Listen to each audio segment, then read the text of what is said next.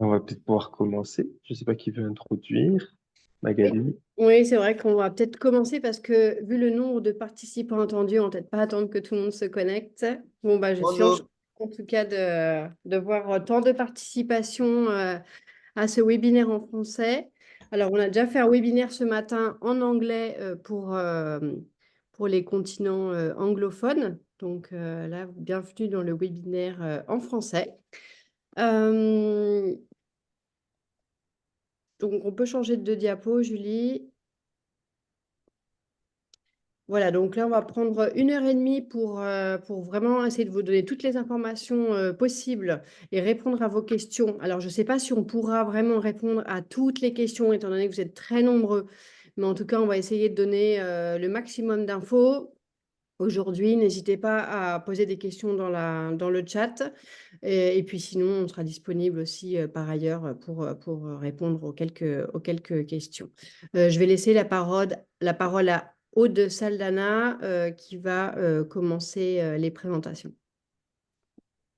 Bonjour à vous. Je reçois beaucoup de messages pour me demander le lien. Alors, je ne sais plus comment il a été diffusé, mais je ne sais pas comment on peut le rediffuser, parce qu'il y a beaucoup de personnes qui souhaitent se connecter, qui n'y arrivent pas, notamment au niveau de nos membres en Afrique. Donc, je suis étonnée. En tout cas, bonjour à toutes et bonjour à vous. Je n'ai pas vu si notre collègue Malik Diop est déjà connecté. J'espère qu'il l'est. Lien d'invitation, ouais, mais moi je peux pas le transférer comme ça. Bon. En tout cas, nous allons commencer et puis ils pourront regarder la retranscription sur YouTube. Oui, moi j'ai bien les informations, mais c'est surtout pouvoir les retransmettre en fait à l'extérieur de cette réunion. Je vais donc commencer. Je me présente. Je suis Aude Saldana, je suis secrétaire générale du GCEF. Donc le GCEF en tant qu'organisation et le secrétariat général est une équipe de salariés qui accompagnent la vie et l'animation du réseau de l'organisation mondiale qui est le GCEF, que je vais vous présenter dès maintenant.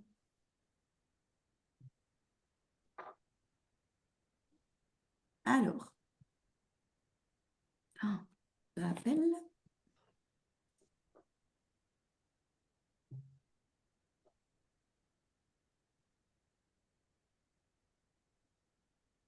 Alors, le GCEF, comme je vous le disais, c'est un réseau mondial de gouvernements locaux et de réseaux d'acteurs de la société civile et de réseaux de l'économie sociale et solidaire qui a été créé, fondé à Séoul en 2013. Son but et son objectif principal, c'est d'accompagner le développement de l'économie sociale et solidaire partout dans le monde à travers, vraiment ce qui est au cœur et l'ADN du GCEF, à travers la promotion du dialogue entre les pouvoirs publics et les acteurs de l'ESS pour co-construire des politiques publiques locales favorables à l'atteinte des objectifs de développement durable. Et bien sûr, des politiques publiques favorables qui permettent à l'écosystème de l'ESS de se développer. Le G7, donc, c'est une organisation avec des membres.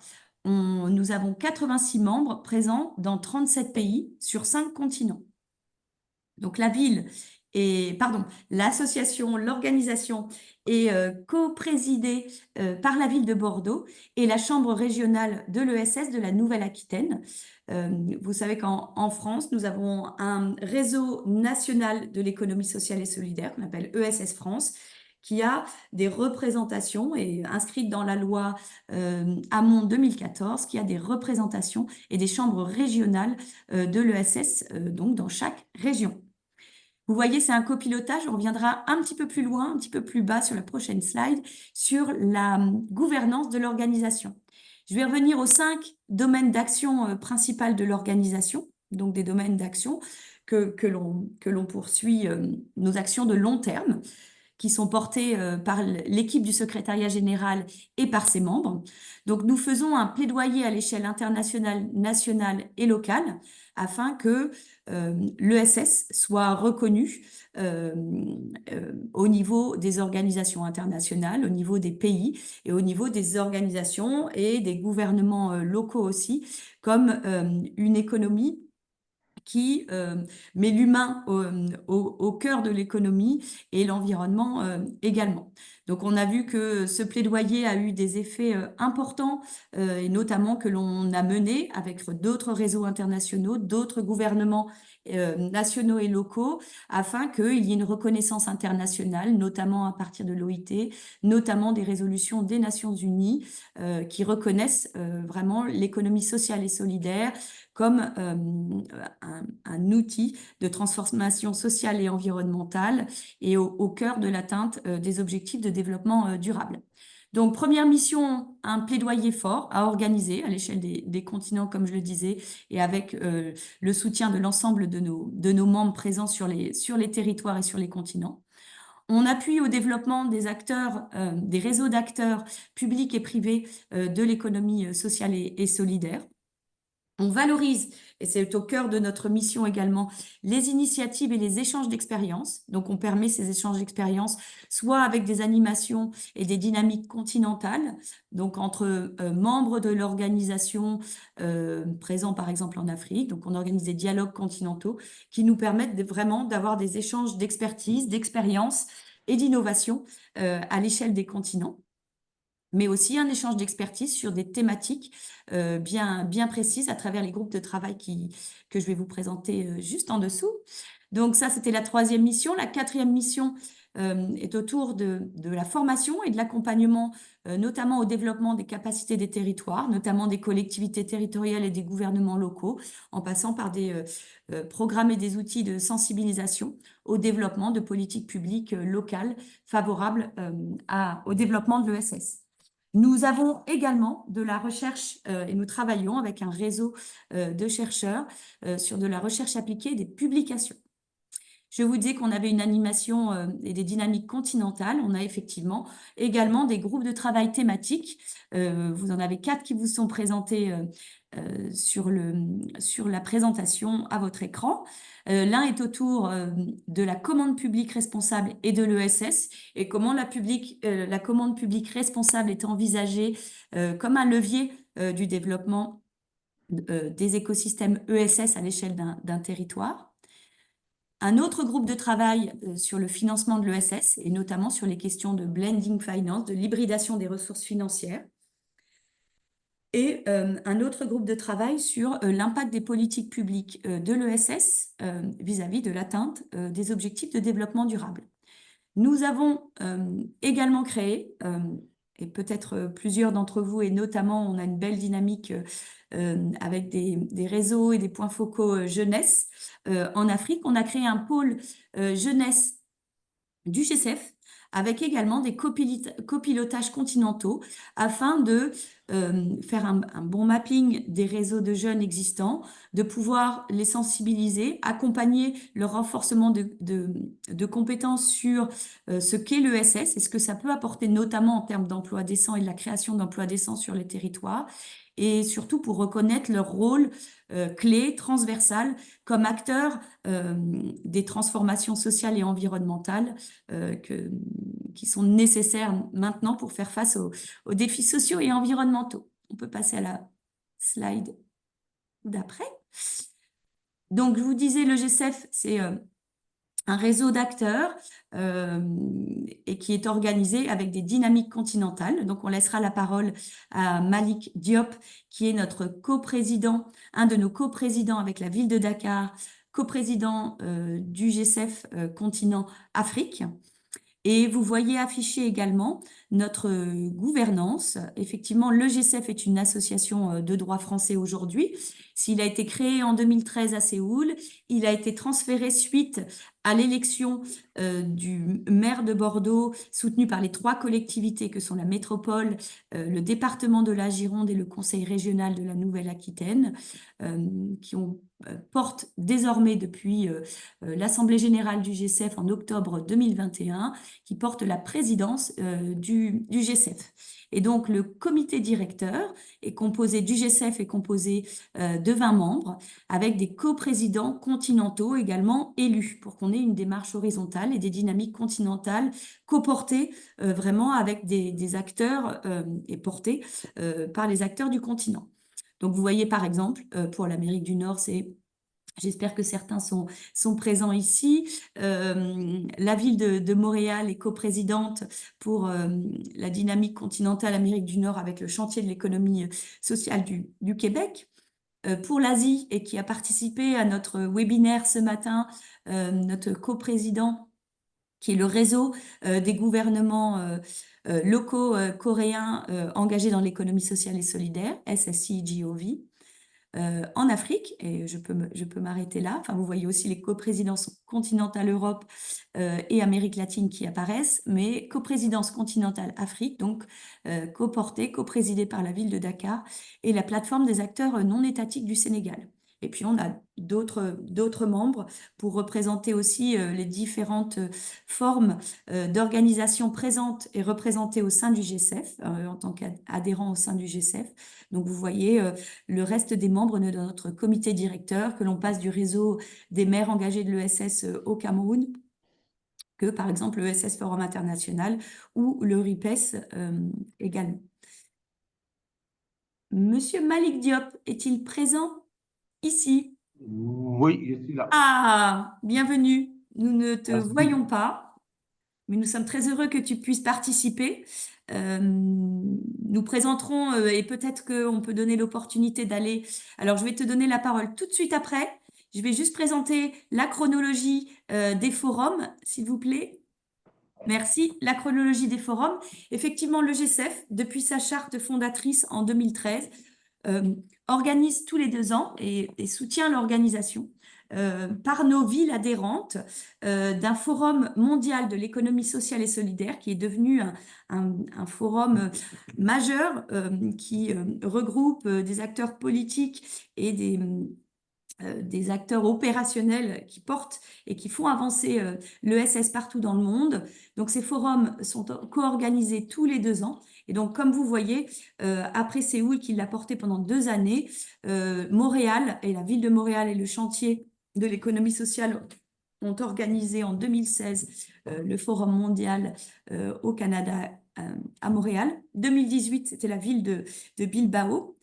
En 2020 et 2021, suite au Covid, c'est Mexico City et INAES qui ont organisé le forum du G7 à Mexico. Sur la chronologie, vous voyez apparaître 2022, la relocalisation du siège du G7 de Séoul à Bordeaux. Mais 2023, et je laisse tout de suite la parole à Malik Diop pour le forum de mai 2023 qui a eu lieu à Dakar en 2023. Merci, merci Aude. Merci Aude. Je pense que ce serait un plaisir de vous entendre, de parler de Dakar, parce que quand je parle de Dakar, il y a une dose de subjectivité. J'aurais bien aimé voilà, que les chiffres, les résultats soient portés par votre autorité en tant que secrétaire général du G7. Mais bon, mais je ne vais pas refuser cet honneur-là. Dire que voilà, que c'est un plaisir que cette dynamique mondiale puisse se continuer et que Bordeaux puisse prendre le relais. Dakar a été une première sur pas mal de choses, une première en Afrique, Dakar une première après avec la Covid, une première sur la taille. Donc on est passé sur 2 jours, sur 3 jours initialement, sur 6 jours avec des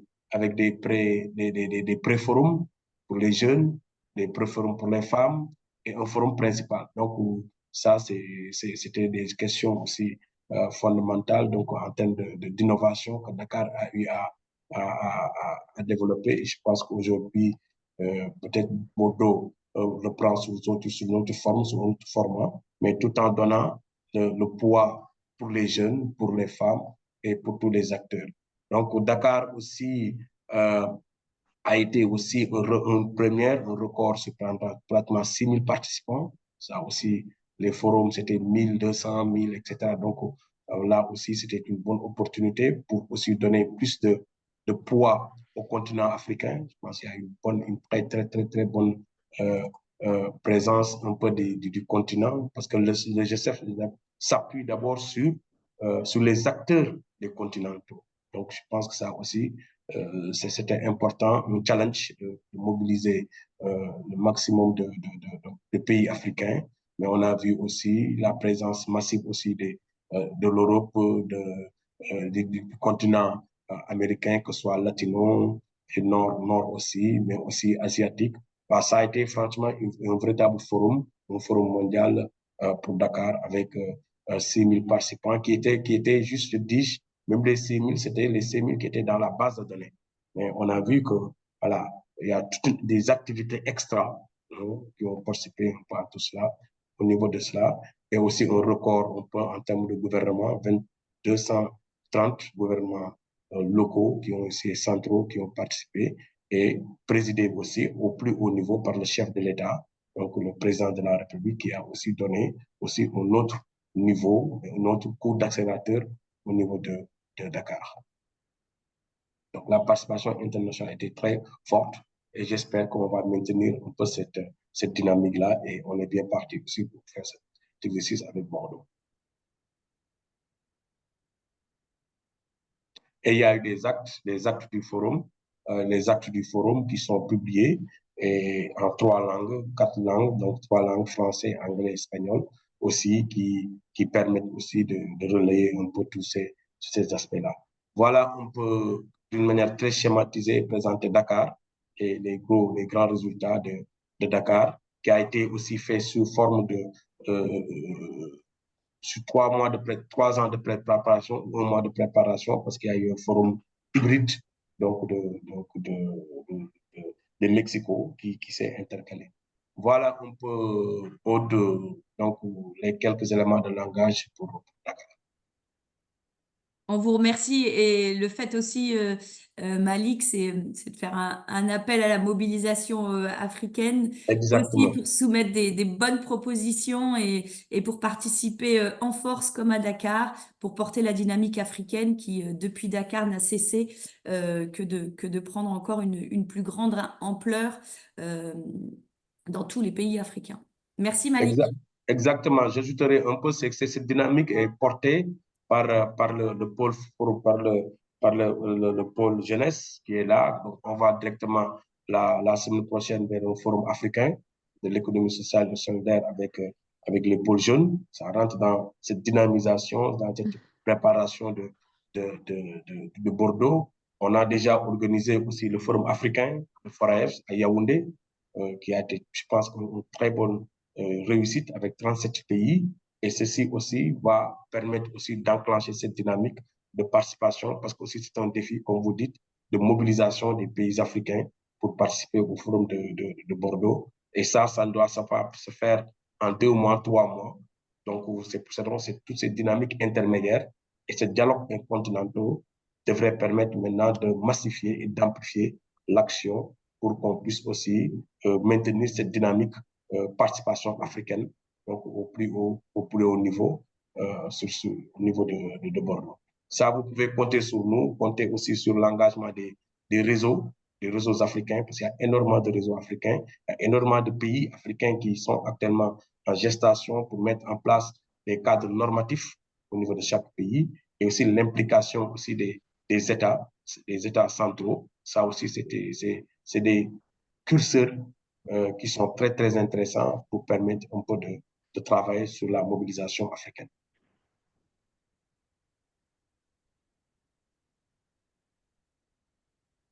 Merci beaucoup, Malik. J'espère qu'on fera au moins aussi bien qu'à Dakar, à Bordeaux, mais le niveau est quand même, le niveau et le challenge est accepté en tout cas pour nous à Bordeaux l'année prochaine. Donc déjà quand on voit la dynamique qu'il y a aujourd'hui, la participation, on se doute que ce sera aussi, en tout cas qu'ici en France, on va pouvoir accueillir tous ces pays, et notamment le continent africain, à venir poursuivre en tout cas les discussions de Dakar.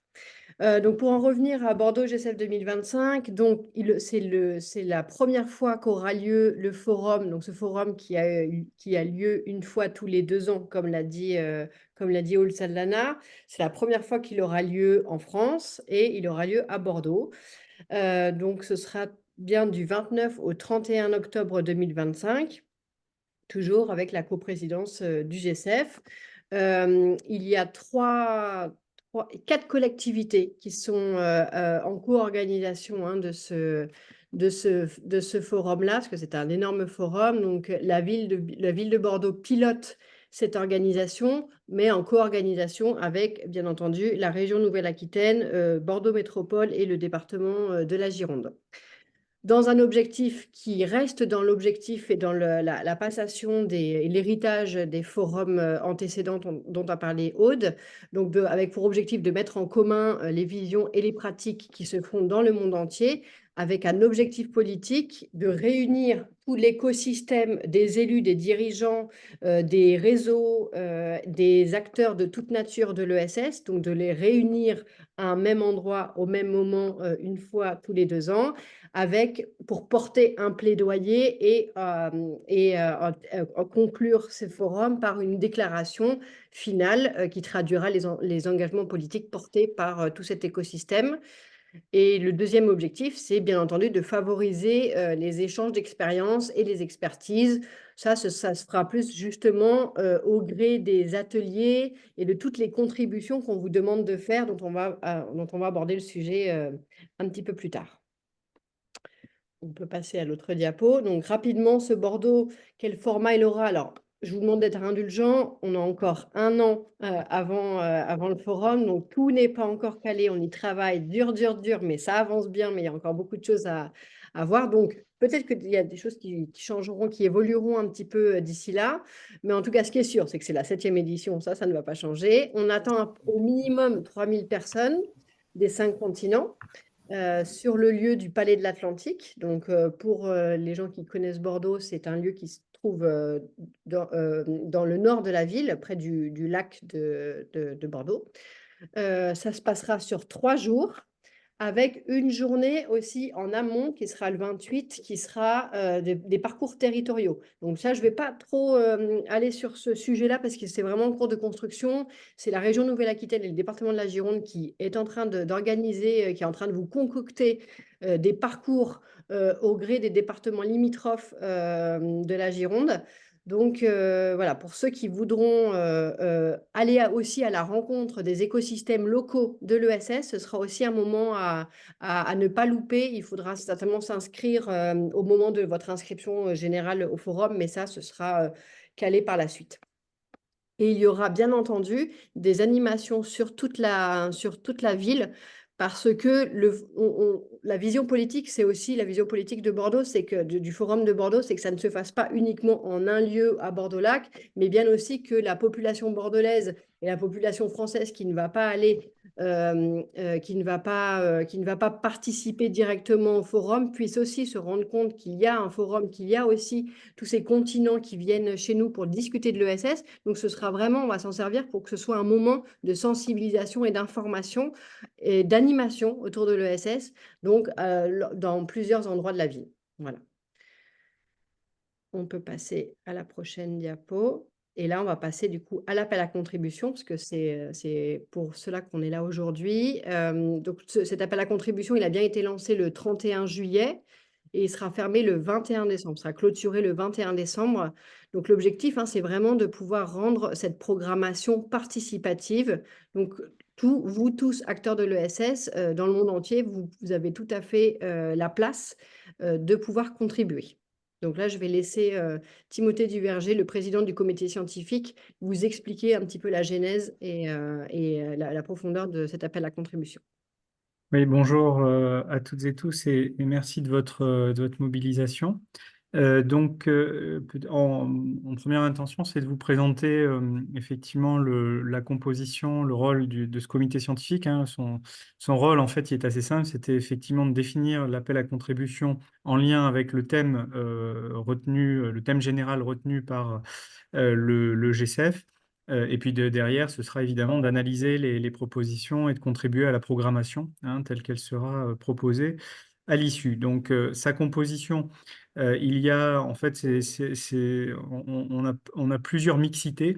On a une mixité de pays, c'est-à-dire il y a évidemment la France est représentée puisque c'est la France qui organise, mais l'idée, c'était surtout que tous les continents soient également représentés. Donc, on a essayé là aussi d'avoir une vision la plus large possible. On a également la parité homme-femme, on a une parité entre acteurs et chercheurs également, parce on a souhaité faire ce lien avec la recherche, d'autant que dans la semaine du Forum mondial de l'ESS, qui aura lieu, lui, du 29 au 31 octobre, il y aura également du 27 au 29 octobre la conférence de recherche sur l'économie sociale du CIRIEC international, que nous organisons également à Bordeaux, et une journée commune le 29, hein, donc entre les deux. Donc c'est aussi l'objectif de décloisonner les mondes, hein, tels que ça a pu se faire évidemment auparavant, mais là, ça va être d'autant plus accentué. Voilà, et puis évidemment représenter l'ensemble du champ de l'ESS, hein, dans son immense diversité, dans ses statuts, dans ses organisations, hein, donc que ce soit les coopératives, les mutuelles, les associations, les fondations, les entreprises sociales, les groupements d'entraide, dans leur infinie diversité. Évidemment, l'idée, c'est que tout le monde enfin, soit représenté et que tous les regards puissent être portés. Voilà. Donc ça, c'était pour le comité scientifique. On peut peut-être passer à l'appel à contribution. Alors, donc, on a retenu comme thème, alors d'ailleurs, à vrai dire, je disais le thème défini par le GCEF. En fait, le comité scientifique a même eu une influence, hein, sur le thème lui-même, puisque la notion de transition juste a été apportée par le comité scientifique. L'idée, c'était donc de reprendre cette terminologie qui fait sens au niveau international et qui considère au fond qu'il ne peut pas y avoir de transition écologique sans justice sociale. Voilà, c'est un point qui nous semblait important, hein, cela d'ailleurs, tant dans les rapports Nord-Sud que dans les rapports entre classes sociales en particulier, hein. Donc, ce sont des points absolument essentiels. Et donc, l'idée, c'était aussi de voir quelle était la contribution de l'économie sociale et solidaire à cela, dans la logique de la résolution de l'ONU qui a été adoptée il y a maintenant 1 an et demi, hein, sur le rôle de l'ESS dans l'atteinte des objectifs de développement durable. Et en fait, on aura en octobre 2025, on sera 2 ans, un peu plus de 2 ans après cette résolution, c'est-à-dire dans un moment où il y a normalement un point d'étape, hein, un premier bilan de cette résolution et de ses effets. Donc c'est pour ça que on fait un lien assez direct, et cela au service à la fois des territoires et du bien-être des habitants. Alors les territoires, parce que justement dans cette résolution de l'ONU, il y a l'idée que la force de l'ESS, c'est de localiser les objectifs de développement durable, c'est-à-dire sa force, c'est évidemment son ancrage territorial. Donc c'est aussi ça qu'on a souhaité marquer. Et donc là aussi, dans la diversité des territoires qui peuvent exister, hein, d'un pays à l'autre ou évidemment d'un continent à l'autre, mais aussi au sein des pays eux-mêmes, hein. Et même, enfin, vous verrez que pour ceux qui ne connaissent pas, du coup, quand vous serez en Gironde, vous verrez qu'il y a des territoires extrêmement différents. Donc, autour de Bordeaux, c'est pas que du milieu urbain, hein. Il y a des territoires d'une grande diversité. Et deuxième aspect, donc, d'insister sur le bien-être des habitants, parce que notre idée, c'est que l'ESS ne sert pas simplement à rechercher des bénéfices ou à rechercher la croissance économique pour elle-même. Elle vise à répondre au bien-être des habitants, ce qui peut passer par de la croissance économique, notamment là où il en manque, mais pas nécessairement. Et surtout, l'objectif, c'est d'améliorer l'éducation, la santé, la mobilité, le logement, de donner un travail à tous. Enfin, bon, donc, c'est vraiment cette idée-là qu'il y a derrière le bien-être, hein. C'est de dire, voilà, le bien-être de tous face à l'accaparement des richesses de quelques-uns, quelque part. Voilà, il y a un peu cette idée-là derrière. On peut peut-être passer au thème, puisqu'on a décliné ça comme ça se fait classiquement dans les appels à contribution du Forum mondial, puisqu'en fait, on a repris un petit peu le schéma, hein, tel qu'il était d'ailleurs aussi proposé à Dakar. Donc, on a 3 parties. Une première partie qui est plutôt sur les territoires et la deuxième, vous verrez, plutôt sur les habitants. Donc, une première partie qui porte, vous voyez, 3 grands thèmes. Donc, la transition juste, on a vraiment insisté, vous voyez, ça nous permet de vraiment le mettre très haut sur la notion de transition juste, hein, qui nous semble assez cruciale. Donc, on va aborder la question des communs. Ça renvoie notamment au prix Nobel d'économie d'Elinor Ostrom. On a abordé la question de la transition écologique, notamment par le prisme des filières, hein, donc toutes les filières, les nouvelles filières qui en naissent et dans lesquelles l'ESS peut se situer. Et on a décidé d'avoir un focus particulier sur les questions agroalimentaires et énergétiques, hein, qui nous semblent clés et partagées au niveau mondial. Et enfin, on traite évidemment la question du numérique, tant sous le prisme des communs, mais ça peut aussi traiter de l'inclusion numérique, ça peut traiter de tout ce qui est open, open data, etc. Bon, donc il y a plein de sujets qui peuvent être abordés. Deuxième point, alors ça c'est tout à fait crucial. Alors ça nous on le vit en France puisque là on vient d'avoir des annonces nous aussi budgétaires qui datent là d'aujourd'hui. Euh, on reconnaît beaucoup l'ESS, vous voyez, en France, il y a un ministère à l'ESS, mais on ne la finance pas. Donc là, on vient de découvrir qu'il y avait des baisses de financement. Donc ça, c'est pour la France, mais ça, vous pouvez le retrouver partout. C'est-à-dire que très souvent, il y a des documents, des orientations politiques qui sont prises, y compris au niveau national ou international, mais c'est une reconnaissance qui parfois est de papier sans avoir les billets quelque part. Donc c'est pour ça que l'idée, c'est aussi de traiter la question du financement de l'ESS, parce qu'il ne suffit pas de dire que c'est bien, il faut lui permettre, lui donner les moyens de changer d'échelle. Et donc, pour cette raison, on a décidé de faire le lien avec l'économie privée, d'une part, c'est-à-dire voir notamment le lien avec la responsabilité sociale des entreprises, le mécénat également, tous les partenariats privés ESS. Les partenariats, bien sûr, avec les pouvoirs publics, c'est-à-dire comment les pouvoirs publics peuvent financer l'économie sociale et solidaire, la subventionner, bien sûr, en particulier, mais ça touche aussi la question des marchés publics, hein, on sait que c'est un enjeu clé, et tout ce qui relève de la finance en elle-même, hein, donc on a intitulé ça sur la finance durable, donc c'est comment orienter en fait la finance, hein, on sait qu'il y a des moyens là, mais qui ne vont pas forcément à l'ESS, notamment parce que les exigences de rentabilité sont telles que ça ne convient pas. Donc, il y a eu un enjeu là de fléchage de la finance. Donc, on a souhaité soulever véritablement et mettre en avant cette question-là. Et troisième et dernier point pour cette partie, on a traité la question des politiques publiques, hein, au-delà des seuls financements. Donc, comment on peut co-construire les politiques publiques. Ça, c'était un point qui nous semblait important. On a rajouté quelque chose autour de la responsabilité territoriale des entreprises, parce qu'on considère que les entreprises doivent pouvoir contribuer au territoire. C'est ce qu'essayent de faire les entreprises de l'ESS, mais elles ne sont pas seules au demeurant, donc elles doivent être reconnues pour cela, et puis surtout, elles doivent emmener avec elles, entraîner avec elles les entreprises privées. Il n'est pas normal que des grands groupes viennent se servir dans des logiques de croissance extractive dans des territoires sans finalement que la valeur ainsi générée ne profite à ces mêmes territoires, nous semble. Enfin, c'est pour ça qu'on a insisté là-dessus. Dernier aspect, ça c'est important parce que très souvent les acteurs de la solidarité internationale sont dans l'économie sociale et solidaire, mais ne le savent pas. Donc il y a et réciproquement d'une certaine façon. Et donc il était important là de faire les liens entre la solidarité internationale et les ONG et l'économie sociale et solidaire, et notamment donc pour sortir, pour ne pas être seulement dans des logiques de réponse humanitaire, mais aussi pour se poser la question des modèles de développement. Deuxième partie, si on peut avancer, merci. Donc, deuxième partie, je vous disais plutôt sur les habitants. Donc là, on a introduit la notion de prospérité inclusive. Donc, c'est-à-dire, on crée des richesses, mais l'idée, c'est qu'elles soient partagées par tous.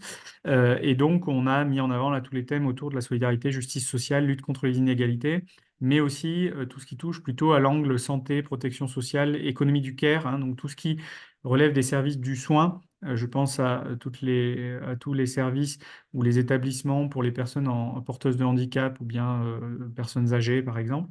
Voilà, on a introduit aussi des choses autour du dialogue, de la paix, donc toutes les questions guerre et paix, quel est le rôle de l'ESS là-dedans, et la question, on le sait, très sensible des migrations, et donc quelle peut être là aussi la contribution de l'ESS du point de vue des migrations. Cinquième, alors donc là, un autre point, c'était le travail décent. Là, on a évidemment mis à l'honneur le concept un peu phare de l'Organisation internationale du travail. Ça nous semblait important, c'est l'ODD 8, hein, donc dans les objectifs de développement durable, c'est le 8e. Il nous semblait important de le mettre en avant, donc parce que la contribution de l'ESS là-dessus est assez décisive. Ça permet aussi le dialogue avec les syndicats, hein, ou l'action syndicale, donc ça nous semblait important. On a des éléments, alors on a mis en avant tout ce qui relève de la garantie d'emploi, de la création d'emplois, hein, donc vraiment cette idée que l'ESS permet à tout un tas de personnes d'accéder à l'emploi et à des emplois décents, hein, tant qu'à faire. C'est pas toujours vrai, mais je crois qu'il faut y tendre. Deuxième point, c'était la question de l'économie informelle. Bon, en France, on est moins concerné, mais encore que. Mais dans un certain nombre évidemment, de continents, ça se pose, c'est-à-dire comment on formalise l'économie ou pas d'ailleurs, hein. En tout cas, comment on protège mieux les travailleurs, comment on leur donne des droits, comment on fait en sorte qu'ils puissent vivre de leur activité. Et ça nous semble crucial. Et là aussi, l'économie sociale et solidaire a d'évidence un rôle à jouer. Troisième et dernier point là-dessus, c'était de poser la question de la démocratie au travail, c'est-à-dire dire au fond, une entreprise, ça doit être aussi un espace démocratique. Et donc, les travailleurs doivent avoir des droits, doivent participer à la direction de l'entreprise. Et donc, c'est aussi pour cela qu'on a mis ce point-là en avant pour dire que la démocratie ne s'arrête pas aux portes de l'entreprise, à supposer bien sûr qu'elle soit déjà présente dans le pays, mais ça va aussi, ça marche aussi par en bas. Donc, dernier point sur cette partie 2, et je vais répondre après, je vois qu'il y a déjà des questions dans le chat. Il y a donc le pouvoir d'agir. Donc là, on a sous cette catégorie mis en place des choses autour de l'éducation, de la formation, hein, la citoyenneté, donc les logiques enfin, c'est la question de l'émancipation hein, qu'il y a derrière, bien sûr. Les questions de genre, en particulier l'égalité femmes-hommes, hein, qui nous semblait devoir être particulièrement mise en avant. Le rôle, enfin, comment faire en sorte de ne pas être, parce que l'ESS se préoccupant des personnes vulnérables, comment faire en sorte qu'on ne soit pas dans des approches caritatives ou en tout cas trop descendantes, mais qu'au contraire, on donne les moyens d'agir aux personnes directement concernées, ça nous paraissait un point important. Et dernier point, les jeunes, hein, ça a été dit, Dakar a été tout à fait exemplaire de ce point de vue, a mis en place un nombre d'initiatives remarquables.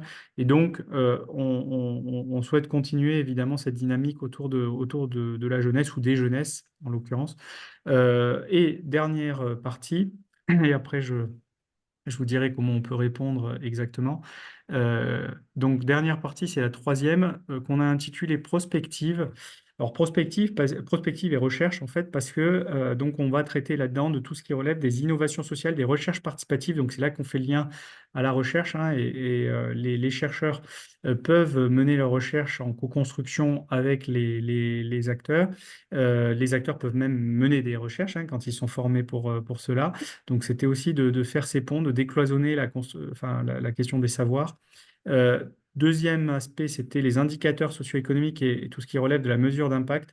Alors ça, ce sont des points clés parce que, comme je vous disais, le but, il nous semble que le but de nos sociétés, c'est pas simplement d'avoir des points de PIB en plus. Dans un certain nombre de cas, ça se justifie. Évidemment, si on a un pays qui a besoin de se développer, d'avoir des équipements, etc., c'est normal d'avoir une croissance économique. C'est pas le cas de tous les pays. Mais le vrai sujet, c'est au service de quoi? C'est-à-dire, encore une fois, c'est la santé, l'éducation, voilà, il y a le travail, etc. Donc, l'idée, c'est au service de quoi? Et donc, dès lors, là, on s'aperçoit, autant la contribution de l'ESS au PIB, elle n'est pas forcément énorme, autant sa contribution à la santé, à l'éducation, au travail, etc., là, elle est très importante. Donc, c'est pour ça qu'on dit qu'il faut d'autres indicateurs de richesse, en fait.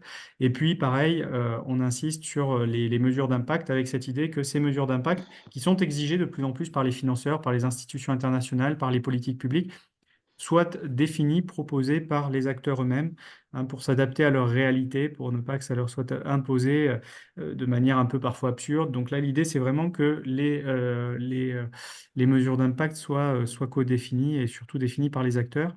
Dernier aspect dans cela, c'était, alors on a fait ça, on s'est un peu amusé, c'était les scénarios de post-croissance, utopie et récit de l'ESS. Donc là, l'idée, alors moi j'aime bien dire que c'est là qu'on doit retrouver toutes les inspirations artistiques, culturelles, littéraire, etc. C'est-à-dire, c'est imaginer le monde de demain s'il était, si vous voulez, si c'était un monde de post-croissance, si c'était un monde d'économie sociale et solidaire, comment on pourrait l'imaginer? Voilà. Que serait un monde entièrement ESS, quoi. Donc, il s'agit de l'imaginer, il s'agit de penser des scénarios de transition aussi, hein. Il peut y avoir une visée vraiment prospective là-dessus. Donc, c'est l'idée de développer ça. Donc, ça, c'est la partie créative, si vous voulez. Et puis, dernier aspect, donc, autre. Bon, comme son nom l'indique, c'est qu'on n'a pas pensé à tout. Vous voyez, il y a beau avoir une trentaine ou une quarantaine de personnes qui ont réfléchi à cet appel à contribution, il manque des choses, il y a des angles morts, il y a des choses qui sont sûrement mal formulées, bon, parce que c'est aussi le fruit de compromis. On est obligé, parce que bon, on ne peut pas faire des appels à contribution à rallonge, de faire des choix. Mais donc, il est possible, bien sûr, quand on ne se retrouve pas dans l'ensemble de ces axes auxquels on doit se raccrocher, eh bien, on doit pouvoir de toute façon déposer sa contribution, bien entendu. Et j'insiste sur ça parce que ça veut dire que entre l'appel à contribution et la programmation, il y aura un décalage. C'est-à-dire qu'on ne reprendra pas pour faire la programmation nécessairement les titres ou le cadrage tel qu'il est proposé dans l'appel à contribution. On refera ce cadrage en fonction de ce qu'on aura reçu, hein. Donc, c'est très important. C'est-à-dire qu'un thème qui, là, par exemple, n'apparaît pas, s'il y a beaucoup de contributions qui remontent concernant ce thème, évidemment, ce thème sera particulièrement visible dans le forum, hein. Donc là, il ne faut pas hésiter vraiment à proposer des choses. Voilà, typiquement, il y a déjà des réactions sur, par exemple, les médias, la liberté d'information. Bien sûr qu'il est possible de le faire à travers, par exemple, la catégorie autre, ou sinon de se raccrocher sur un certain nombre de choses. Il y a des choses autour de la citoyenneté, par exemple, qui peuvent le permettre. Bon.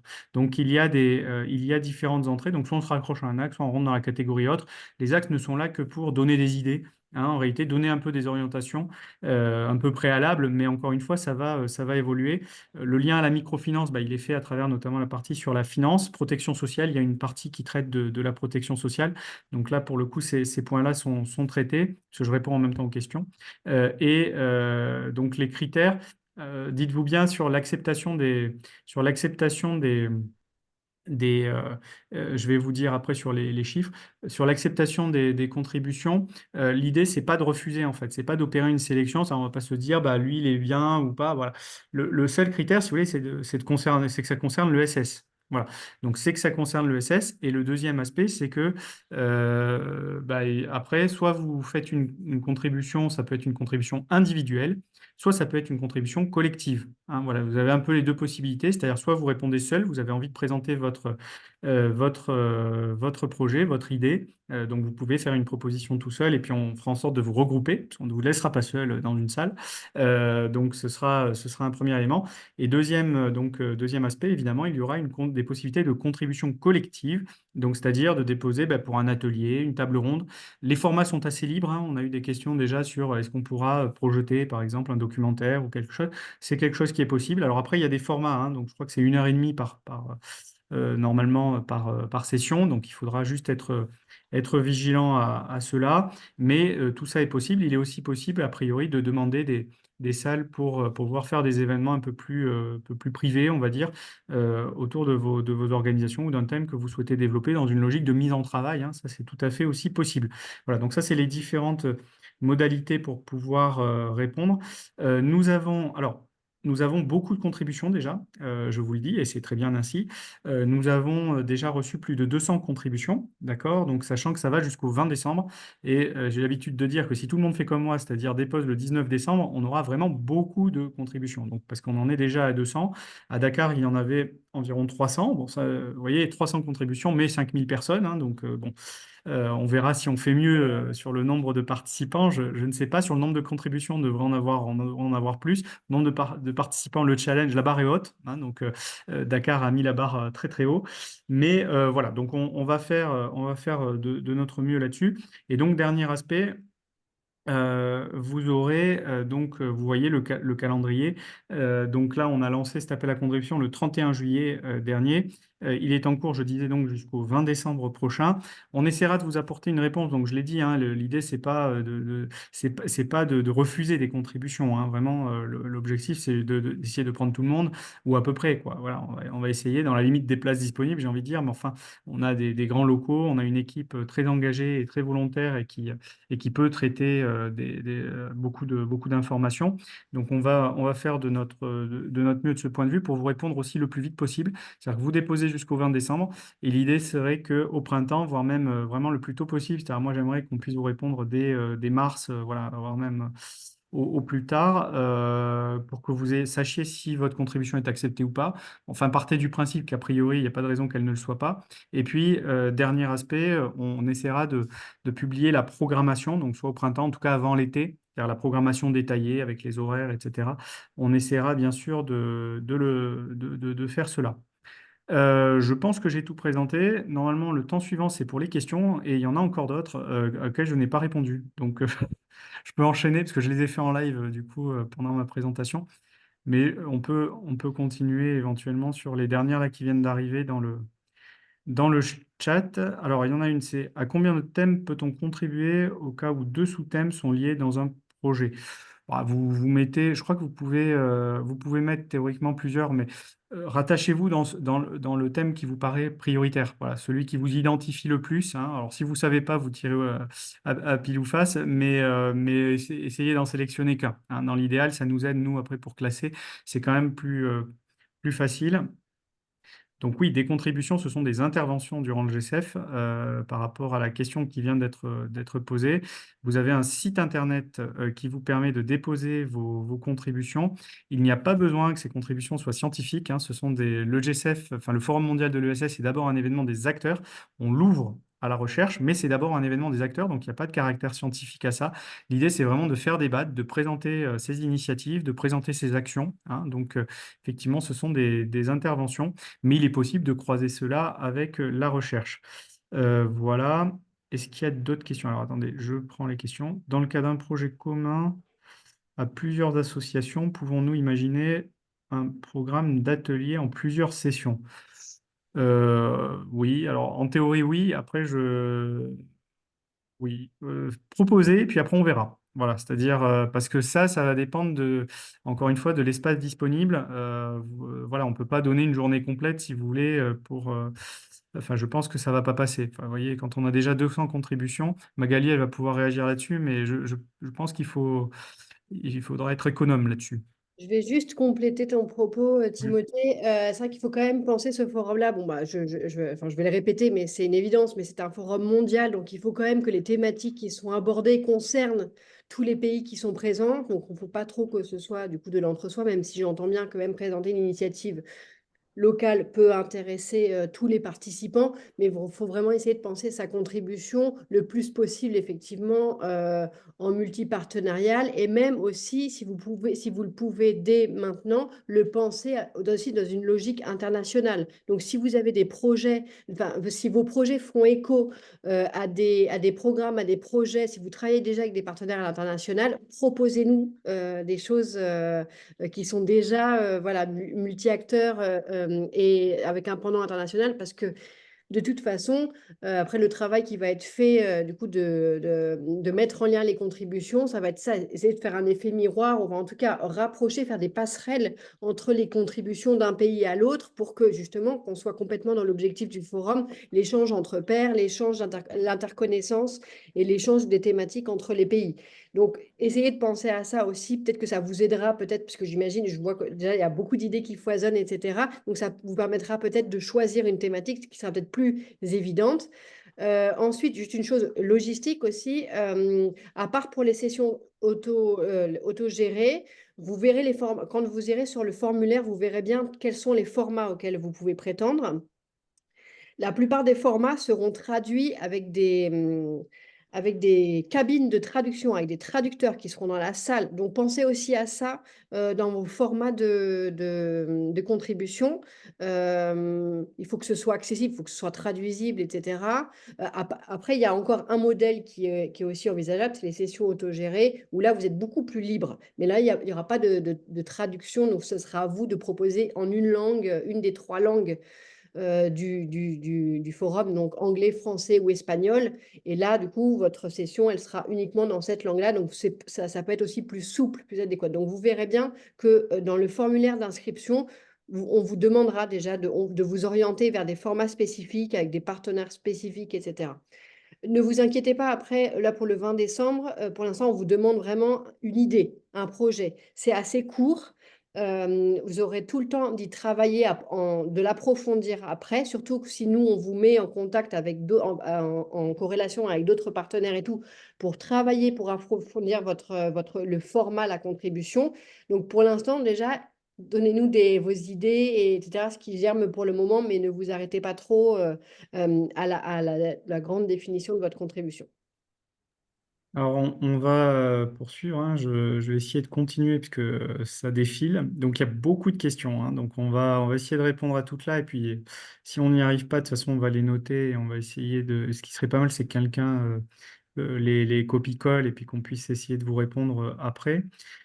Donc, alors, comment peut-on se grouper par thème? Et ça, de fait, soit vous le faites vous-même, soit vous faites une contribution individuelle et on le fera pour vous. Donc, c'est-à-dire qu'en fait, enfin, on fera des propositions, évidemment, on en discutera avec vous, mais en tout cas, on prendra l'ensemble des contributions individuelles et on essaiera de les regrouper. Donc ça, on s'en chargera si ça se passe de cette façon-là.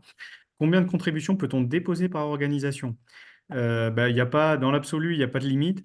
On vous demande quand même voilà, vous nous en faites pas 10, quoi, parce que, encore une fois, il faut laisser de la, je redis, moi, je vois le truc arriver que on va pas avoir la place. Donc, c'est pour ça que, essayez en tout cas, de prioriser, hein. Moi, je vous encourage à prioriser. Il y a pas de, j'ai pas de chiffres à vous donner parce que si vous avez 3 propositions passionnantes, mais vraiment passionnantes, hein, vous savez que les gens vont adorer et tout ça, bon, vous freinez pas.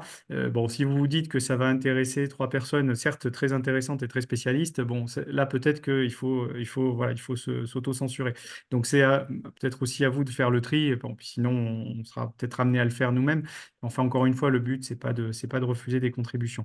Les formats, du coup, sont assez ouverts, donc hein, sous réserve de ce que vient de dire Magali, hein, donc sur la différence entre les sessions que moi j'appelle privées, mais qui sont autogérées, hein, voilà, donc c'est-à-dire où il n'y a pas les traducteurs, et les sessions où il y a les traducteurs, c'est-à-dire que là où c'est autogéré, bah, il peut y avoir effectivement, on parle de projection, de choses comme ça, de projection de films, il peut y avoir des ateliers, on peut imaginer des formats extrêmement variés, sous réserve des contraintes logistiques. Donc là, en fonction de votre proposition, bah, on reviendra vers vous et on vous dira ce qu'il est possible ou pas de faire, hein, évidemment. Donc ça, on ne peut pas le définir au préalable parce qu'on n'a pas en tête toute la créativité dont vous pouvez faire preuve. Donc ça, on attend d'avoir un peu vos retours. Sur les aspects financiers, je laisserai répondre parce que ça, c'est en cours de définition. Il y avait un comité de pilotage tout à l'heure, donc ça, je laisserai les autorités répondre. C'est pas ma partie. Quelle est la durée d'une intervention? Alors ça, c'est un point important. Je l'ai indiqué tout à l'heure. En fait, les sessions sont chacune d'1 heure et demie. D'accord? Donc, c'est 1 heure et demie. Donc, une intervention, par définition, ce sera moins d'1 heure et demie, hein. Ce ne sera pas des monologues d'1 heure et demie, hein, sauf si on a une superstar internationale à qui on veut donner le micro à un moment donné. Bon, mais plus sérieusement, dans les sessions, il y aura pas ça. Donc, l'idée, c'est évidemment, ce sera sûrement des contributions, des prises de parole. Après, ça dépend comment c'est animé, mais ça peut être 10 minutes, enfin, j'en sais rien. Après, sur chaque intervention. Mais en tout cas, la durée des sessions, c'est 1 heure et demie. Voilà. Et après, bah, tout est libre à l'intérieur de ça, hein. Est-ce que des propositions hors atelier sont possibles avec des programmations de films, etc. Bah, dans l'absolu, oui. Après, attention, c'est-à-dire que les équipes, si par exemple vous voulez faire un film dans le cinéma qui est à Bordeaux, je ne sais pas si ça c'est prévu par les équipes. Enfin, parce qu'ils vont pas pouvoir tout prendre en charge et tout piloter en direct. Donc après, évidemment, tout est possible en termes d'organisation, mais pour une part, il y a des choses qui seront prises en charge de manière directe par nos équipes qui sont importantes, mais qui ne sont pas pléthoriques non plus, hein, encore une fois. Donc là, ce sera un peu au cas par cas, mais dans l'absolu, il est tout à fait possible de faire des choses en dehors. Il y a même des choses prévues, mais ça, je laisserai commenter ce point-là tout à l'heure. Le nombre de caractères par page, de toute façon, est limité de mémoire. Enfin, j'avais demandé à mettre une limite, donc je ne sais plus à combien elle est, mais enfin, l'idée, c'est que ça fasse une page, quoi, hein. C'est des contributions assez courtes. Elles peuvent ne pas faire de référence au nord-sud ni à l'international dans l'absolu, c'est-à-dire que nous, on encourage au fait qu'il y ait une dimension internationale. Donc, si vous pouvez, ou que au moins ça parle à l'international, hein, ça c'est important. Voilà, on est dans un congrès international, mais évidemment, ce n'est pas un critère absolu. Voilà, il est tout à fait possible, effectivement, de ne pas avoir de dimension internationale, même si c'est plutôt souhaité. Voilà, donc ça, c'est possible. Voilà, tout ce qui est prise en charge, traduction et tout ça, je laisse pour d'autres. Plusieurs de... Alors, est-ce que des formules hybrides sont envisageables? Ça dépend de l'équipement des salles. Donc ça aussi, peut-être que Magali pourra donner des indications. Ça, est-ce qu'on peut faire un peu de visio pour des gens qui ne voudraient pas se déplacer? A priori, l'idée, c'est que tout le monde se déplace, hein. Donc, par principe, non. Après, on entend l'argument écologique, mais là, dans le cas présent, c'est plutôt l'idée que ce soit du présentiel quand même. Il y aura donc des parcours de visite pour vous inscrire. Bon, mais ça, toutes les informations vous seront données de toute façon sur le site internet, donc ne vous inquiétez pas de ça. Comment adresser une demande pour une session hôtelière? Ben, comme pour le reste, sur le site internet, vous pouvez cocher la case. Donc, vous avez session individuelle, session collective, je pense, et session autogérée. Je ne sais plus quelles sont les Sur le dénominations. même formulaire. C'est sur le Voilà, même. c'est dans le même formulaire. Vous cochez juste la case qui vous intéresse. Jeanne me dit elle copie les questions. C'est très bien. Est-ce qu'il y a une limite de participants dans chaque atelier? Alors, il y a deux choses. Il y a les intervenants. Donc ça, 1 heure et demie, si vous voulez, par principe, on essaye de limiter le nombre d'interventions, hein. Donc ça, on verra. Il n'y a pas de limite dans l'absolu. Mais enfin, vous vous dites que ce serait dommage de faire traverser le monde à des gens pour leur donner 3 minutes de temps de parole. Donc idéalement, évidemment, il faudrait limiter à 4-5 intervenants. Et après, le nombre de participants, ça va dépendre de la taille des salles. Donc ça, ce sera un peu variable. Mais ça, peut-être que Magali pourra en... Déjà, dans le formulaire, effectivement, on vous demande une jauge approximative Ouais, voilà, du format que vous désirez. On vous demande si c'est pour moins de 100 personnes, plus de 100 personnes. Voilà. ouais, voilà. Il y a pas mal d'informations qui vous sont demandées. Tout à fait. Est-ce qu'on peut proposer une Donc, est-ce qu'on peut faire une proposition à plusieurs dans le cadre d'un projet européen, par exemple, hors d'une session autogérée? Euh, oui, vous pouvez. Donc, ça peut être, bien sûr, ça peut être dans le cadre de la session collective, hein. Typiquement, ça relève plutôt, a priori, en tout cas des informations que j'ai là, ça relèverait plutôt de la session collective. Voilà, pour cela. Y a-t-il des facilités? Alors, oui, tout ce qui est financement, tout ça, je laisserai répondre aussi sur ce qui est envisagé, hein. Tout n'est pas arrêté, mais il y a des choses qui pourront vous être dites. Est-il prévu des conférences de lancement, des thématiques en plus des ateliers? Oui, il y aura des parties plénières, hein, aussi, on ne l'a pas indiqué. Il y a des plénières qui sont actuellement en train d'être travaillées. Donc, il y aura la traditionnelle plénière de lancement, hein, et celle de enfin, d'ouverture, hein, et la plénière de clôture également, bien sûr, où sera lue aussi la déclaration telle qu'elle a été annoncée tout à l'heure. Donc, il y aura bien sûr des choses de ce type. Et puis, il y aura plusieurs plénières, hein, tout du long. Alors, les seules plénières, a priori, qui n'auront pas d'atelier en même temps, c'est ouverture et clôture. Et après, pendant l'événement, il y aura les plénières en même temps que les ateliers. Mais bon, vous avez compris qu'on attend beaucoup de monde, donc il devrait y avoir du monde partout, normalement, hein. Voilà. Peut-on faire intervenir pour présenter le projet un partenaire en visio? Bon, ça rejoint la question de tout à l'heure. Je vous disais, on était plutôt a priori sur du présentiel, mais on va traiter cette demande, hein. Mais pour l'instant, la réponse, c'est présentiel. Comment envisagez-vous le off dans la ville, la métropole? Je ne sais pas ce que ça veut dire, donc n'hésitez pas à préciser, ou alors si quelqu'un a compris, de répondre à ma place. Si c'est Yo, pour les animations, je pense, dans la ville et tout ce qui va se passer en d'accord. dehors du Pays de l'Atlantique. Alors ça, pour l'instant, ce n'est pas l'objet de ce webinaire-là. On va se concentrer, on Ouais, a beaucoup de questions sur l'appel à contribution dont on parle aujourd'hui. Donc voilà, oui. on va se Ouais, concentrer. c'est ça. Il y a plusieurs questions sur le programme hors les murs, etc. Donc ça va être travaillé, mais en effet, il y aura des choses là-dessus. Mais bon, voilà, encore une fois, on est à 1 an, hein, donc tout ça est en construction. On n'a pas encore des réponses sur tous les points, mais dites-vous que ça aura lieu. La contribution doit-elle déjà être précise sur le format de l'intervention? En tout cas, elle doit donner des indications. C'est idéal parce que, encore une fois, il y a des aspects logistiques à traiter. Donc, forcément, tous les formats sont nécessaires. Si vous voulez projeter un film, vaut mieux l'indiquer, quoi. Donc, c'est pour ça que, surtout, bon, un film, vous avez compris qu'il ne peut pas faire plus d'1 heure et demie, hein. Donc, voilà, il y a besoin là aussi de donner des indications, hein, évidemment. Après, évidemment, ça peut évoluer. Tout n'a pas besoin d'être totalement arrêté au 20 décembre, hein. Ça évoluera évidemment. Mais enfin, il faut avoir quand même des indications pour nous faciliter, pas tant à moi, mais surtout pour les équipes, pour leur faciliter l'organisation. Ça, oui. Comment faire une proposition d'intervention avant et après le forum? Euh, Là-dessus, il y a comment faire une proposition d'intervention avant et après le forum. Donc ça, il y a des choses qui sont organisées par le GCF, enfin par l'organisation du Forum mondial de l'ESS, donc par la ville de Bordeaux, le département, la région, la métropole. Bon. Donc tout le monde est en train d'organiser des interventions avant et après. Mais vous pouvez avoir des initiatives là-dessus, c'est-à-dire que il n'y a pas besoin que tout soit centralisé. Après, vous pouvez nous informer que vous organisez quelque chose, mais vous pouvez tout à fait, de manière autonome, organiser évidemment des événements en amont, en aval.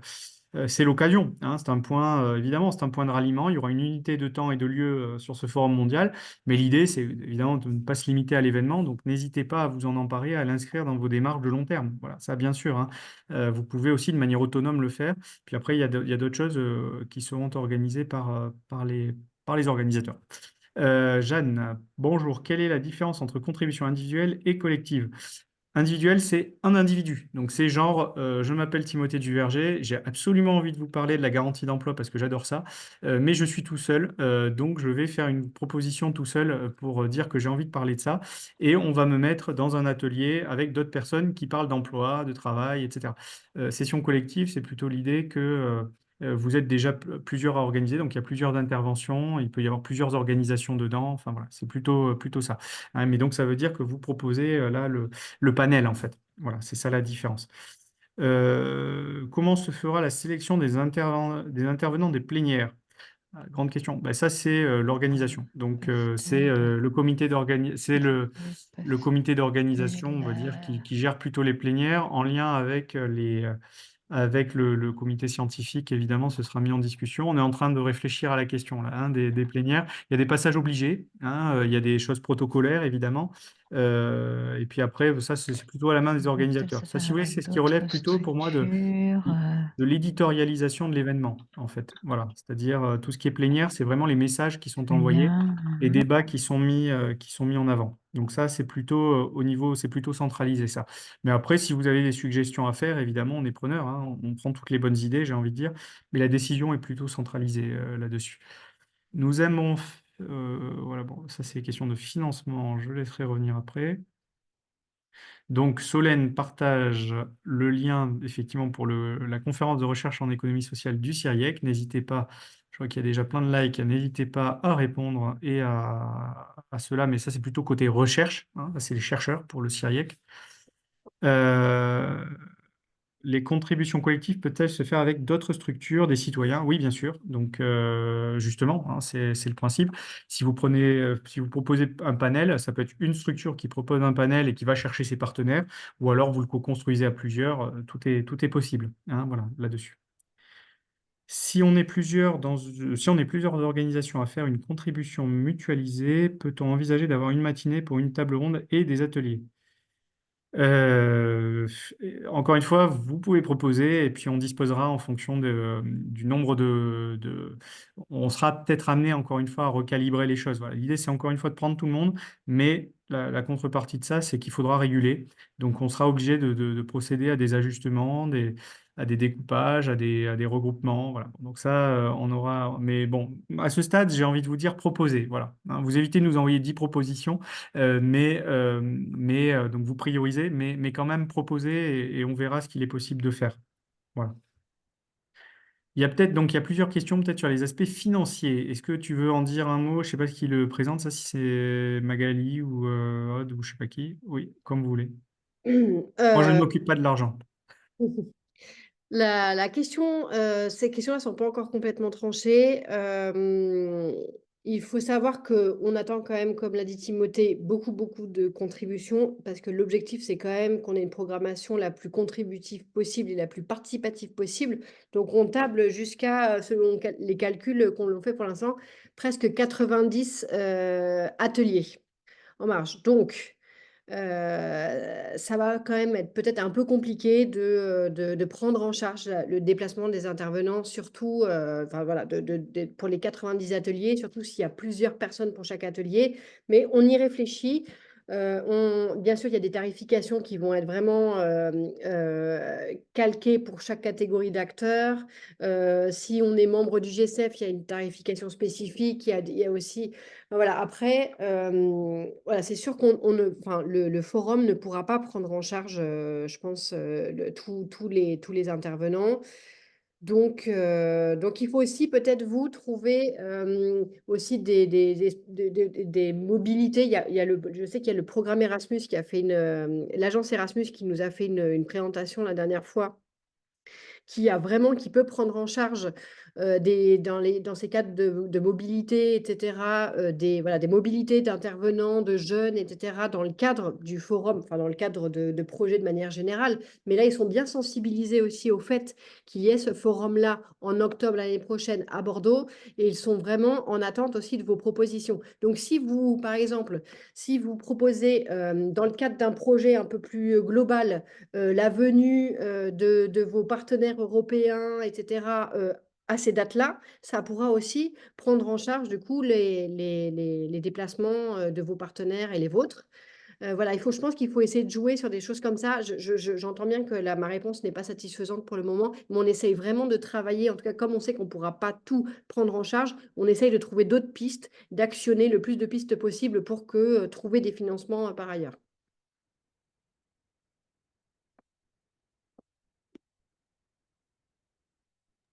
Allez-vous Euh, mettre un outil numérique de partage d'infos pour les personnes retenues? Alors, je ne sais pas quel sera l'outil, mais en tout cas, il y aura un programme en ligne, bien sûr, et puis surtout, vous recevrez, je pense, un mail, tout simplement, hein, qui vous informera, en tout cas, vous serez informé d'une manière ou d'une autre de savoir si votre contribution est retenue. Et puis après, il y aura un programme, hein. De toute façon, il y a le site, hein, qui vous a été présenté. Donc, c'est tout à fait, bien sûr, ce sera publié le plus tôt possible après, hein, voilà. Il y aura un gros travail là de programmation. Et après, il y aura des outils, alors par rapport au collaboratif, il y aura des outils, hein, d'échange entre participants, des choses comme ça qui seront mis en place. Hein, on a eu la question ce matin aussi, et il est question effectivement d'avoir des outils collaboratifs, ça oui, voilà, c'est prévu en effet. Après, il y a une adresse aussi contact sur le site internet. Donc, n'hésitez pas si vous voyez qu'il y a encore des questions. Lorsque vous avez, moi, je vous invite vraiment à commencer à essayer d'aller remplir le formulaire. Ça va vous donner déjà des bonnes idées, des bonnes indications. Vous pouvez vraiment commencer à y répondre et laisser votre formulaire ouvert. Vous pouvez y répondre sur plusieurs semaines. Donc, ne vous inquiétez pas, allez-y. Là, pour l'instant, on a à peu près 200 contributions ouvertes. Elles ne vont pas se refermer ni quoi que ce soit. C'est enregistré. Donc, voilà, allez-y, commencez à regarder, revenez-y, vous pouvez y réfléchir entre-temps, etc. Et vous avez aussi une adresse mail sur laquelle vous pouvez nous contacter et poser des questions. Si vous voyez que, par exemple, votre contribution, elle ne rentre pas du tout dans les cadres que l'on vous propose, voilà, bah, envoyez-nous un petit mail et nous, on vous répond aussi, peut-être pas dans l'immédiateté, mais pour prendre contact avec vous, pour en discuter, etc. C'est aussi tout à fait quelque chose qui est possible de faire. Surtout notamment le hors les murs, etc., qui est pour le moment en train de se construire, d'y réfléchir, etc. Si vous avez des propositions déjà, des choses que vous voulez soumettre qui sont pas dans le cadre de l'appel à contribution, envoyez-nous un mail. Il y a une nouvelle question, donc comment seront valorisées les contributions après le forum? Donc là aussi, ça fait l'objet d'échanges, en fait. C'est pas encore, on n'en est pas encore là. Là, vous l'avez compris, on en est dans la mobilisation déjà des contributions. Vous savez, on traite les problèmes les uns après les autres. On essaie après d'anticiper un peu. Et je vous signale évidemment la valorisation qui a été faite par Dakar, qui a été un énorme travail. Donc déjà, vous pouvez consulter cela, hein, ces documents-là. Nous, on réfléchit à essayer de trouver des formats peut-être un peu mixtes, avoir peut-être, moi je disais, j'aimerais bien qu'il y ait des petites vidéos, des capsules vidéo, des choses comme ça qui soient faites. Pas forcément que tout, il pourra y avoir évidemment des comptes rendus écrits à certains moments, mais bon, il faut qu'on réfléchisse un peu sur ces aspects, mais en tout cas, sachez que oui, il y aura une valorisation postérieure, mais les conditions exactes ne sont pas encore arrêtées. Voilà, il y a quelques juste premières réflexions que je viens de vous partager là, mais ce n'est pas du tout arrêté à ce stade. On attend de voir aussi ce qu'on aura, hein. Ça dépend aussi des formats, des contenus. Voilà, en fonction de ça, on avisera évidemment. De la facilitation graphique, effectivement, ça peut être une piste. Est-ce qu'il faut avoir les panélistes d'ores et déjà confirmés lorsqu'on soumet la proposition ou peut-on mettre des personnes auxquelles on pense à ce stade et on confirmera ensuite?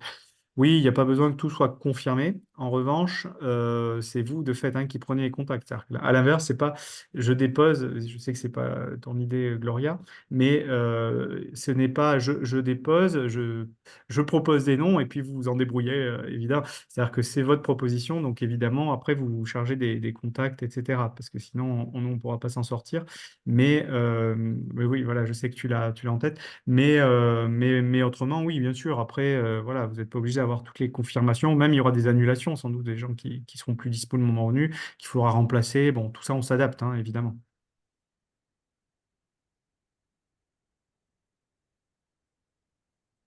Merci Thomas. Il vient de vous donner donc un lien pour vous montrer à quoi ça ressemble.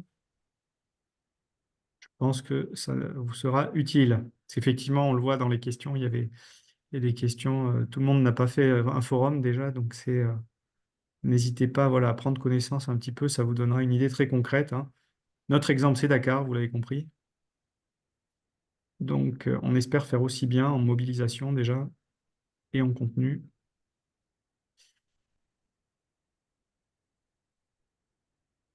Oui, de fait, il y aura des tables rondes, que ce soit lors des plénières ou bien sur proposition des participants. Ça fait partie des formats, hein. J'ai envie de dire, c'est le format type, hein, la table ronde. Des mini-conférences, des mini-tables Ouais. rondes. Parce que je dis mini parce que c'est le temps plutôt qui va. 1 heure et demie. Voilà, on ne pourra pas vous proposer 3 heures Non, d'espace. non. Ce sera plus Et de toute compliqué. façon, quand on propose 3 heures de table ronde à quelqu'un, en général, il est pas très content ou il part, hein. Donc c'est bien, 1 heure et demie, c'est des bons formats, vous voyez. C'est dynamique, ça oblige à être synthétique et aller droit au but. Mais ça peut être effectivement une conférence ou Mm. une table ronde d'1 heure et quart, complètement adaptée. Voilà. Bon, super. J'espère que ça répond à vos questions. Je sais pas, là, on est plutôt sur des remerciements désormais. Donc il n'y a plus trop de nouvelles questions. On laissera une FAQ sur le site internet qui a déjà été. Il y a déjà quelques questions qui ont été, qui sont répondues sur le site internet, mais on va l'enrichir aussi au fur et à mesure de ces webinaires, justement. Parce que là, du coup, on va reprendre tout ça et comme ça, vous pouvez les retrouver sur le site internet. Et aussi, vous pouvez retrouver ces webinaires si des partenaires, des collègues veulent réécouter ce webinaire, il sera en ligne sur notre site et sur le site de l'organisation du GSF également.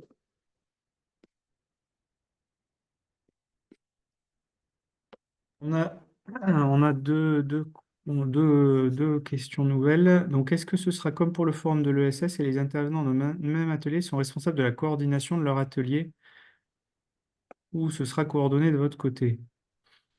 Bah, a priori, on est plutôt sur une coordination par les acteurs eux-mêmes, hein. On pourra pas tout coordonner, sauf dans le cas, après, il y a des regroupements. Donc, quand on fait des regroupements, on trouvera un animateur ou quoi qui sera un peu en charge, je pense. Enfin, on va sûrement procéder ainsi. Je ne sais pas, Magali, si je dis une bêtise ou pas. Oui, c'est Mais pour ça que l'idée de la contribution, c'est quand voilà. même quelque chose qui implique, c'est Voilà. effectivement, on va vous demander, c'est pour ça qu'il ne faut pas non plus en déposer beaucoup, parce que s'il y en a beaucoup qui sont retenus, va vous demander beaucoup de travail. Voilà. Du coup, elle est quand même mobiliser les partenaires avec lesquels vous voulez travailler, le construire, etc. Donc, effectivement, on aimerait bien que le contributeur prenne aussi en charge la coordination de l'atelier, puisque c'est Oui. votre atelier. Donc, Oui, et puis tout ça est très lourd, hein. C'est pour ça qu'on fait du participatif. Donc, sinon, on aurait fait nous-mêmes notre programmation, on aurait tout géré. Et puis voilà. Donc, mais là, dès lors qu'on fait du participatif, effectivement, ça induit ce genre de choses aussi. Voilà. Peut-on proposer une contribution sur des échanges nord-sud, donc, qui ont été menés dans 14 pays?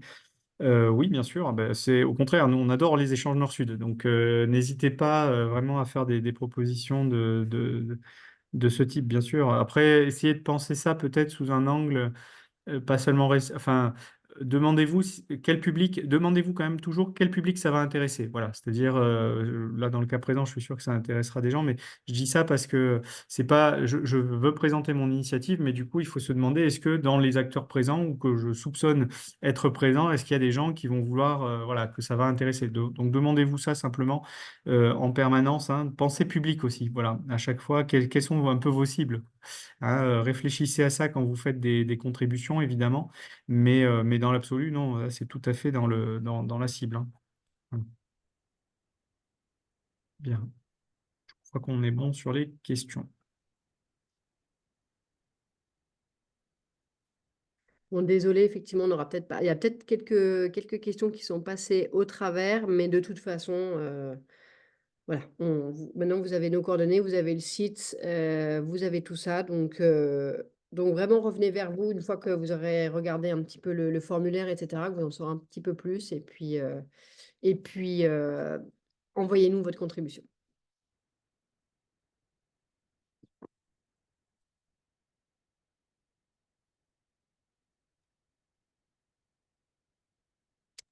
Bien, ben, on peut vous remercier du coup, hein, parce que toutes vos questions, vos remarques nous sont utiles aussi, hein. Ça nous aide à calibrer les choses et à anticiper au mieux. Donc, merci beaucoup à tous et tous. Et merci aux équipes aussi qui ont préparé tout ça, hein. Vraiment, on a beaucoup de chance, on est bien entouré, parce que vous l'avez compris, c'est une grosse organisation. Donc, merci beaucoup. Professeur Timothée, bonjour. Bonjour. C'est le professeur Bovi du Togo. Je- Bonjour. Je vais vous parler après, en Pas de souci. dehors. Pas de souci. Mais alors j'enchaîne, par contre, n'hésitez pas, vous m'écrivez, mais on enchaîne, on a encore un autre webinaire là, en espagnol, je crois, là, le prochain. Oui. Voilà. Bon, bah, je vais mettre fin au webinaire. Encore un grand merci à Timothée d'avoir pris du temps pour tout expliquer tout ça. Merci à Aude et merci à Malik d'avoir pris du temps pour ce webinaire aujourd'hui. Et la troisième partie aura lieu ce soir à 17h pour tous les hispanophones. Au revoir. Au revoir et merci. Merci.